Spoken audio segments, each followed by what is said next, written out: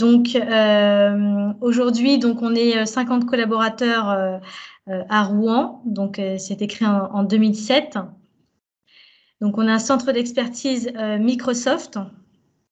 Donc, on est des pure players Microsoft. On fait que ça en tant qu'influenceuse. Donc, nos domaines d'expertise, c'est le développement d'applications, l'IA, la data et les outils du collaboratif. Donc, on a un laboratoire autour de la data et de l'IA et géographiquement, on est implanté en Normandie, en Aquitaine et en Île-de-France. Donc, que signifie la qualité pour nous? Donc, nos valeurs, bien sûr, c'est l'esprit d'équipe, la bienveillance, l'innovation et la satisfaction client. Nos forces, c'est notre haut niveau de recrutement et la politique RH de fidélisation. L'innovation permanente, bien sûr. On a un centre de service qui nous permet d'industrialiser nos prestations. Et bien sûr, notre organisation est orientée offre et métier. Donc, bon webinaire et puis peut-être qu'il y aura d'autres connexions d'ici quelques minutes. Et je laisse la place à mon collaborateur Guillaume. Merci Marine. Je me présente à mon tour, Guillaume Renard. Je suis consultant Microsoft 365 chez Devolis. Mon champ d'application, voilà, c'est tout ce qui est outils collaboratifs autour de la plateforme Microsoft 365, dont la Power Platform dont on va parler aujourd'hui, mais aussi évidemment tous les outils qu'on connaît, SharePoint, Teams, OneDrive, Yammer. Et de par ma précédente fonction, je fais aussi encore un petit peu de développement autour de ces outils pour des nouveaux composants, de nouvelles fonctionnalités dans SharePoint, dans Teams ou sur la Power Platform. Alors, la session est enregistrée, donc si vous avez besoin de la revoir, on vous enverra le lien en fin de session. Comme on est peu nombreux, si vous avez des questions, vous pouvez également les poser en cours de session ou alors vous les posez dans le chat et j'y répondrai en fin de session. Si vous avez une question, ne levez pas la main, débloquez directement votre micro parce que pendant la présentation, je ne le verrai pas forcément. Donc voilà, je vais commencer tout de suite par une démonstration d'un chatbot intégré dans Teams et qui permet de faire de la demande d'attestation de déplacement pour les déplacements professionnels durant cette période. Voilà, on a tous été contraints, ou presque, pendant la période de confinement où on était en télétravail, à devoir se déplacer quand même pour certaines fonctions. Et dans ce cas, on avait besoin de demander à la direction, à nos employeurs, des attestations pour se déplacer.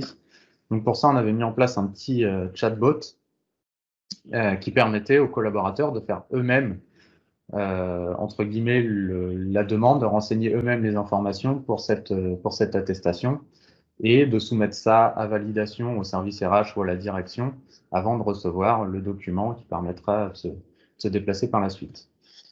Donc le chatbot, il est directement intégré dans Teams. On peut le déclencher selon des phrases qui ont été évidemment bien définies. Donc ici, j'ai besoin d'une attestation. Le système va automatiquement me reconnaître. Je suis dans Teams, je suis authentifié. Donc il va être capable d'aller récupérer mes précédentes informations que j'avais renseignées. Sur l'attestation de déplacement, il fallait donner sa date de naissance, son lieu de naissance, son adresse de domicile. Évidemment, ces éléments-là ne changent pas fréquemment. Donc l'idée, c'est de ne pas les redemander à chaque fois à l'utilisateur. Donc, le chatbot est capable d'aller chercher les informations précédemment saisies par l'utilisateur. Si on a besoin de les modifier, évidemment, on laisse la possibilité à l'utilisateur. Et ensuite, le chatbot va demander les informations qui sont demandées pour l'attestation. Là, le chatbot nous pose toutes ces questions. On répond. Ça sera pour une semaine. Toutes les informations sont reçues par le bot. Il demande une confirmation, savoir si on a bien renseigné les bonnes informations. Et si on confirme, il y a une demande de validation qui est envoyée pour approbation. Évidemment, on n'envoie pas directement l'attestation au collaborateur. Il y a une validation obligatoire de la part du service. Ces informations, donc pour l'approbation, c'est directement envoyé à un groupe d'approbateurs, donc à définir dans les paramétrages du bot. Je vais regarder si c'est reçu, sinon par mail. Je vais regarder dans la boîte mail Parce qu'évidemment, pour les besoins de la démo, je me suis mis à toutes les étapes. Hein, c'est moi qui vais valider la demande du chatbot. Je regarde en parallèle dans ma boîte mail si j'ai reçu. Pas encore.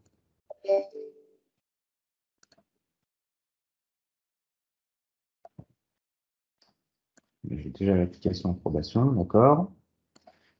Ici.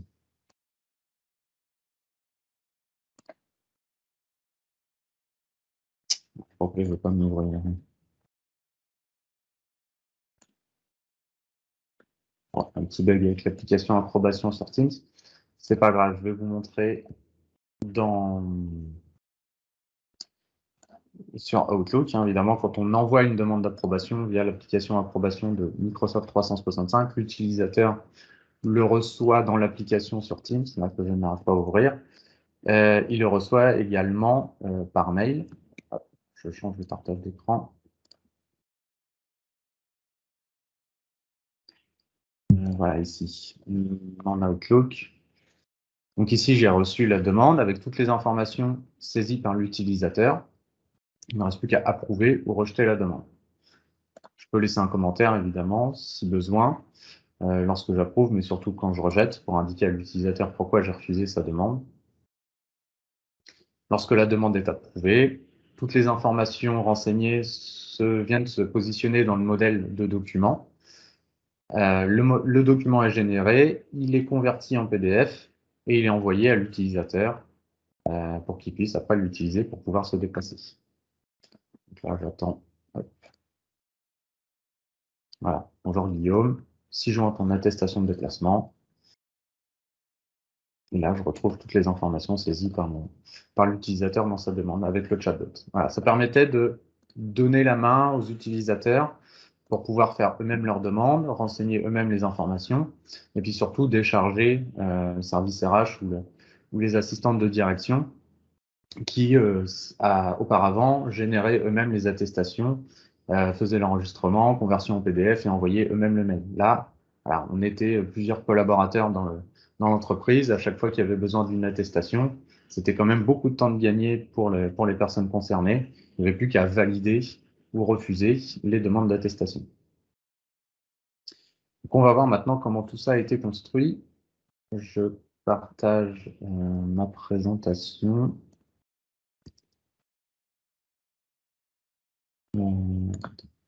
Hop.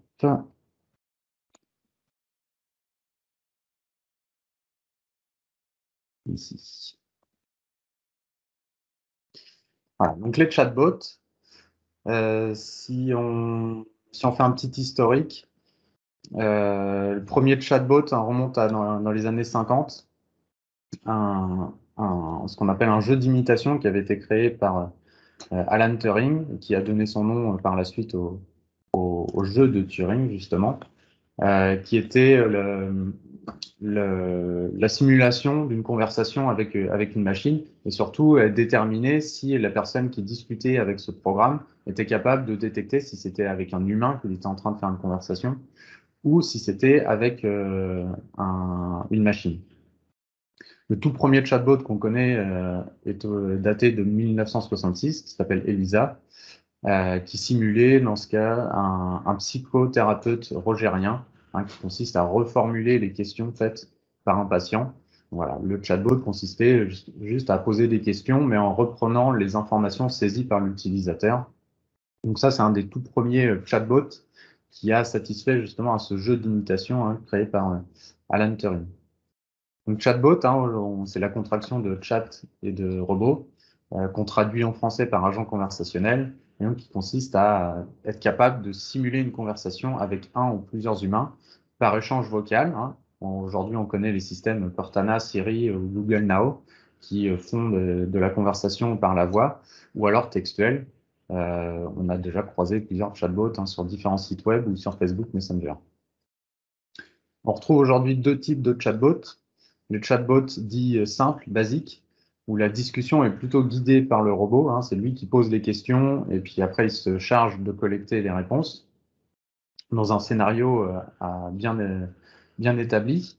et des chatbots un peu plus intelligents, un peu plus évolués, qui, eux, vont intégrer des technologies d'intelligence artificielle, de reconnaissance de texte, de traitement de langage naturel, qui va leur permettre de délivrer un contenu un petit peu plus pertinent, un petit peu plus précis, et surtout de gérer toute une conversation, un arbre de conversation un peu plus étoffé, plutôt qu'une seule et même unique route tracée dans l'arbre de conversation. On retrouve plusieurs éditeurs sur le marché. Le nombre de solutions existantes a vraiment explosé entre 2013 et 2018. Alors, 2 tiers des solutions qui existent aujourd'hui sur le marché ont été sorties sur cette période. On retrouve des solutions à la fois généralistes, ça représente 1 tiers du marché aujourd'hui, et des solutions qui sont beaucoup plus spécifiques, très orientées marketing pour la plupart, mais aussi support client, dans la finance, dans les assistants personnels, et aussi ce qu'on appelle les SDK, donc des chatbots qui peuvent s'adapter vraiment à tout type de besoins. Des cas d'utilisation, évidemment, on en retrouve beaucoup dans plusieurs domaines. Et ces chatbots, donc, qui vont avoir plusieurs bénéfices, notamment réduire les temps de réponse et les coûts. Un chatbot, par exemple, sur un site web, quand on a besoin sur un système, sur un site en particulier, d'avoir une information, le support n'est pas forcément toujours disponible. Il y a des horaires, les personnes sont présentes pour nous répondre, alors que le chatbot est toujours présent et permet de réduire les temps de réponse pour un utilisateur pour rechercher une information donnée. On estime encore que sur les prochaines années, les chatbots vont continuer à évoluer et à croître. De plus en plus de solutions de chatbots vont sortir sur les prochaines années. On estime à l'avenir que bientôt nos applications smartphones vont être remplacées elles-mêmes par des chatbots. On n'aura même plus besoin d'aller naviguer sur une application dans un menu pour aller récupérer des informations. On va directement lancer un chatbot, on va lui poser la question et lui va savoir exactement nous répondre par rapport aux besoins demandés. On parle aujourd'hui de Power Platform. Je représente brièvement cet environnement de développement low-code de Microsoft qui comporte aujourd'hui quatre outils. Un Power BI pour la création de rapports, l'analyse de données. On a Power Apps pour la création d'applications, la création de formulaires avancés qui fonctionnent très bien en mobilité, orienté smartphone, orienté tablette, et qui gère aussi le mode déconnecté. On a Power Automate qui va nous permettre de créer des flux métiers, d'automatiser des tâches. Et le dernier arrivé sur la Power Platform, qui a été lancé en fin 2019, donc un an et demi maintenant, qui permet de créer des chatbots intelligents. Alors, intelligents parce que au sein de cette plateforme, on a 3 briques qui sont essentielles, dont celle qu'on voit au milieu ici, l'AI Builder, qui est ce module d'intelligence artificielle qui va permettre au sein de Power Virtual Agent de faire appel à des fonctions, on en parlait tout à l'heure, de traitement de langage naturel, et donc intégrer ces fonctionnalités au sein de Power Virtual Agent. Power Virtual Agent, aujourd'hui, ses avantages, c'est la création d'un agent conversationnel intelligent grâce à cette fonctionnalité d'intelligence artificielle proposée, fournie dans la Power Platform. C'est une interface de conception low-code, même quasiment no-code. Alors, pour Power Virtual Agent, on va vraiment être sur du no-code. Ça va vraiment être de la conception à travers une interface où on fait du glisser-déposer, du paramétrage, des choses comme ça. Après, si on utilise un petit peu d'IA, si on utilise certaines briques de Power Automate, parce qu'on va pouvoir appeler des flux, évidemment, dans Power Virtual Agent, là, il y aura peut-être besoin de quelques notions techniques, pas forcément de code, mais voilà. Donc, on est sur une interface qui se rapproche du no-code. Autre avantage, une intégration à Teams, évidemment, mais aussi sur vos sites web, des applications mobiles sur Facebook. On va pouvoir publier nos chatbots créés avec Power Virtual Agent sur différents types de canaux. On va pouvoir intégrer de l'authentification sur différents protocoles. On va avoir dans Power Virtual Agent des rapports d'analyse qui sont gérés avec Power BI. Et on va pouvoir étendre les capacités de création de chatbots au travers de Power Virtual Agent avec le Bot Framework Composer, donc qui est un service sur Azure, un Azure Bot Service, et qui en plus aujourd'hui est sans surcoût, car on n'a pas besoin On n'a plus besoin d'avoir d'abonnement supplémentaire. Alors là, pour le coup, il faudra passer par des interfaces de code, hein, développer avec des API cards, faire des appels à des API. Et voilà, ça va vraiment être l'outil qui va nous permettre d'étendre les possibilités de notre chatbot. Des cas d'usage, on en a parlé tout à l'heure, hein, dans différents domaines, beaucoup en support IT, en ressources humaines, mais aussi en prévention. Au niveau licensing, Power Virtual Agent, si on regarde la partie gauche, pour faire fonctionner, il faut acheter une licence. C'est une licence unique, entre guillemets, c'est-à-dire on souscrit à un abonnement Power Virtual Agent au niveau de l'environnement Microsoft 365 qui va permettre de consommer jusqu'à 2000 sessions par mois. Alors, c'est un modèle de licensing un petit peu différent par rapport à ce qu'on connaît sur Microsoft 365. Là, on va pas être sur de la licence à acheter par utilisateur pour une simple et bonne raison, c'est qu'on l'a vu, nos chatbots, on va pouvoir les déployer sur des sites web. Et qui dit site web dit potentiellement utilisateur anonyme, hein. Les sites web publics, on peut déployer notre chatbot. Donc les utilisateurs ne sont pas authentifiés, on ne sait pas qui utilise le chatbot, on n'a pas de licence à attribuer à ces utilisateurs. Donc pour ça, le mode de licensing est un petit peu différent. Et donc ça va être par lot de sessions. Donc là, le ticket d'entrée, c'est un lot de 2000 sessions. Alors ce qu'on appelle par session, c'est vraiment une interaction complète entre un utilisateur et un agent. C'est-à-dire du début de la conversation, à partir du moment où on déclenche une conversation, et le moment où elle se termine. C'est pas un message à chaque fois qui va compter pour une session. Une session, c'est vraiment une conversation de bout en bout. Alors, évidemment, il y a des limites, hein. Si pendant 30 minutes, l'utilisateur n'a pas répondu, on va considérer l'échange terminé. Si la conversation dure plus d'1 heure, hein, si on est vraiment sur un arbre de conversation qui est vraiment énorme et qui permet de remonter, de revenir en arrière pour bien comprendre les besoins de l'utilisateur, si la conversation dure plus d'1 heure, il y a une deuxième session qui va être décomptée. Et si également il y a plus de 100 échanges. Alors, 2000 sessions. Si on dépasse les 2000 sessions, évidemment, on peut acheter par lot de 1000 sessions supplémentaires des souscriptions pour, si on a beaucoup de chatbots, une forte utilisation, on peut acheter en plus des sessions. Donc ça, c'est pour la partie Power Virtual Agent payante, entre guillemets, c'est-à-dire qu'on va vraiment profiter pleinement de toutes les fonctionnalités proposées par Power Virtual Agent. Et on a une version non complète qui est directement intégrée et utilisable avec vos licences entreprises Microsoft 365 qui vont vous permettre de créer des chatbots, mais uniquement dédiés à Teams. Alors, je l'ai marqué ici dans les limitations, utilisation limitée à Teams, c'est-à-dire que l'utilisation de Power Virtual Agent dans Teams, les chatbots qu'on va concevoir ici, on ne va pas pouvoir les publier sur des sites web ou sur Facebook Messenger, par exemple. On ne va pas non plus pouvoir étendre les fonctionnalités avec le bot framework. Et ça va se limiter aux connecteurs standards uniquement si on fait appel à des flux Power Automate. Voilà. Mais après, au-delà de ça, tout le reste, on peut l'utiliser. Et surtout, ce qui est important, c'est qu'on n'est pas limité en nombre de sessions. C'est-à-dire qu'on est dans Teams, on sait que les utilisateurs qui vont utiliser cette chatbot font partie de votre organisation, ils ont des licences. Donc, à partir de là, il n'y a pas de limite de session. Tous les chatbots qui seront créés à partir de Teams avec Power Virtual Agent pourront être utilisés sans limite et surtout sans achat de licences supplémentaires. Je vais vous montrer les différentes interfaces, hein, comment ce chatbot pour les demandes d'attestation Covid a été conçu. Donc, le partage d'écran. C'est ici. Voilà, il y a une adresse, hein, c'est web.powerva.microsoft.com. Quand j'arrive à cette adresse, donc je tombe directement sur l'interface d'accueil de Power Virtual Agent sur mon environnement. Ici, je retrouve ici, dans le volet bots, les différents bots qui sont créés pour mon environnement. Je peux en créer de nouveaux.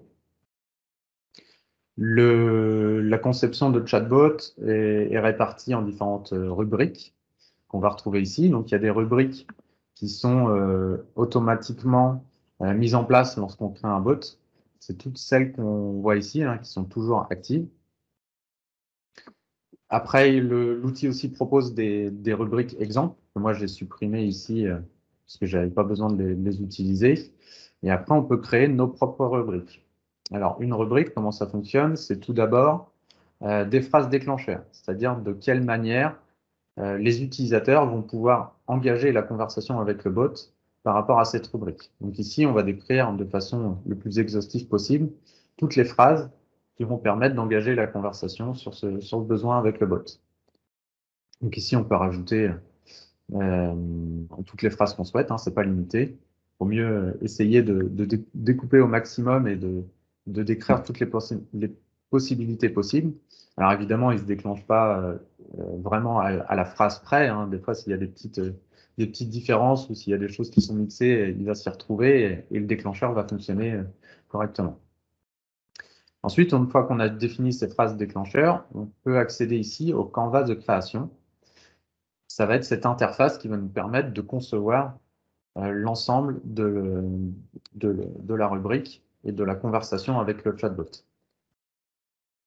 Donc ici, on peut dézoomer pour voir un petit peu une vue d'ensemble. Voilà, on voit qu'il y a plusieurs branches avec des branchements selon les conditions qui permettent de sauter certaines étapes. Si on prend un petit peu dans le détail, voilà, donc les phrases déclencheurs, un petit message à l'utilisateur pour lui dire que voilà, on l'a bien reconnu avec le nom de la personne. Ensuite, on va appeler un premier flux Power Automate qui va nous permettre de récupérer les informations de l'utilisateur. Ici, je vais aller voir les détails du flux, mais il est vraiment très simple. Si je modifie, voilà, j'ai une première action donc, qui est mon déclencheur, Power Virtual Agent, qui me passe en paramètre l'identifiant de l'utilisateur. Ici, je suis authentifié, hein, j'ai les informations de l'utilisateur. Je passe en paramètre l'ID de l'utilisateur. Avec cet ID, voilà, je vais récupérer dans le profil de l'utilisateur par rapport à son ID les informations que j'ai stockées. Voilà, si je retrouve les informations, je définis les 3 variables et je renvoie à mon chatbot les 3 informations liées à mon utilisateur. Enfin, là, il y en avait plus, il y a même le nom, prénom et son adresse mail. Si j'ai pas d'informations, je renvoie tout vide. Et en fonction des informations reçues, et voilà, je lui indique que j'ai trouvé ces informations, je lui propose de les modifier si besoin.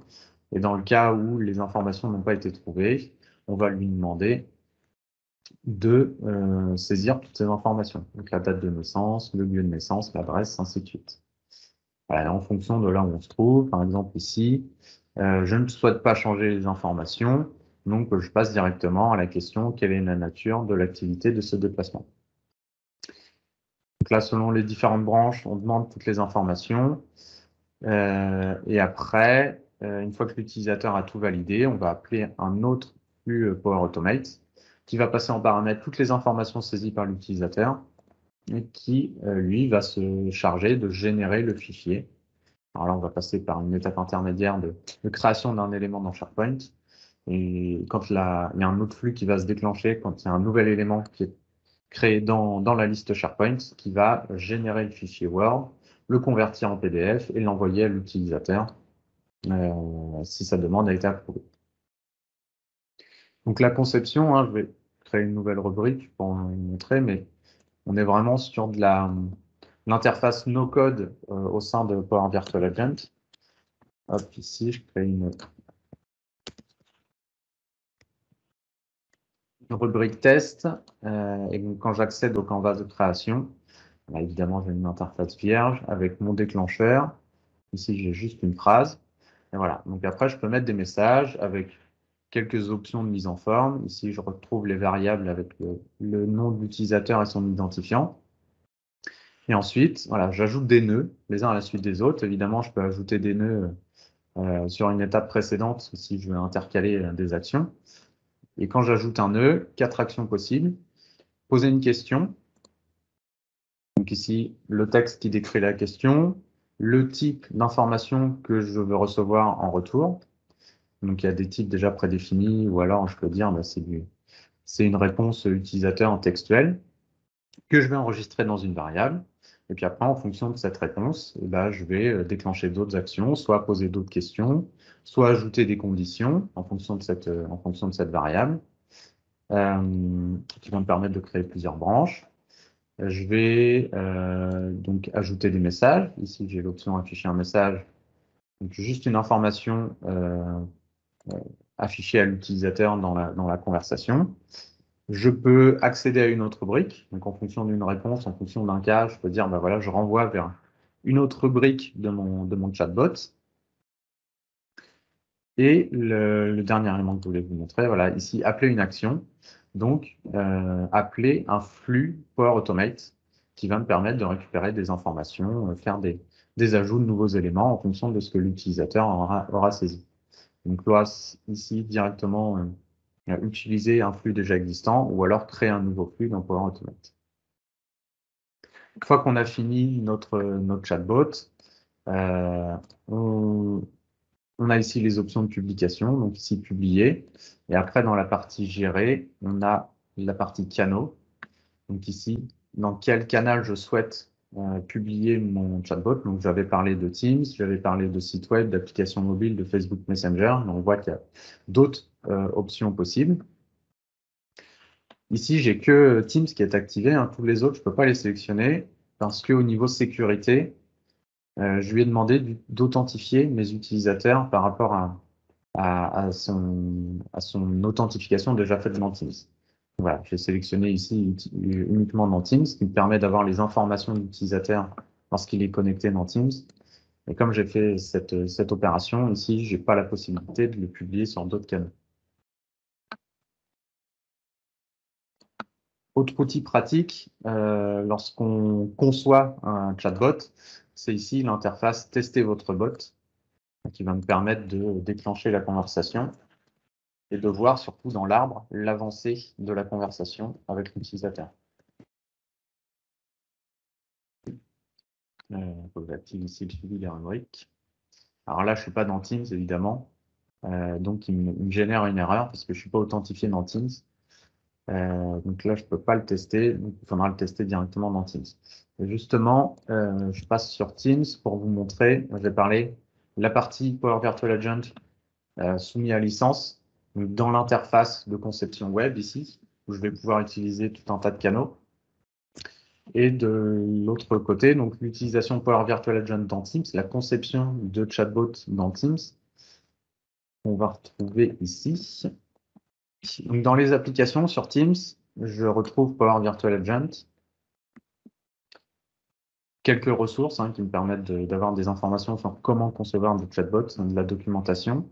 Ici, quand je vais démarrer maintenant, j'ai la possibilité donc, de créer un chatbot. Et on va voir que l'interface est vraiment identique à celle du navigateur web. Bot, on sélectionne un langage. Un chatbot est dédié à un langage. On ne va pas pouvoir faire du multilangue sur les chatbots. Il va falloir créer un bot par langage. Quelques secondes pour la création du bot. Et une fois que celui-ci est créé, donc on retrouve exactement la même interface. Ici avec les rubriques, les entités, la partie analyse qui va nous permettre d'avoir des reporting sur l'utilisation de notre bot, la partie publication, la partie gérer qui va nous permettre de publier, de gérer la sécurité sur le chatbot. Donc les différences, c'est que évidemment ici au niveau canaux, là, tout est bloqué, il y a uniquement l'utilisation de Teams. S'il n'y a pas de questions, je vous partage juste, on a d'autres webinaires qui sont prévus. Donc c'est tous les jeudis. Aujourd'hui, exceptionnellement, c'était un lundi parce que le jeudi de l'Ascension, on a décalé la présentation. Mais sinon, tous les webinaires d'Evolis sont le jeudi de 10h à 10h30 sur différents sujets. La semaine prochaine, c'est sur la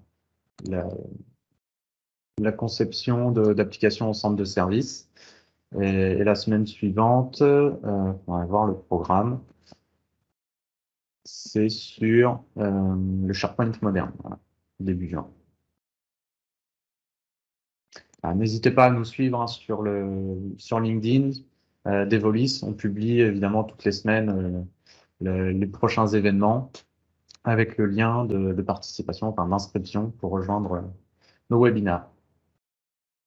J'arrête l'enregistrement de la session si vous n'avez pas de questions. Et puis, je vous souhaite une bonne journée et on vous envoie le lien pour le replay de la session.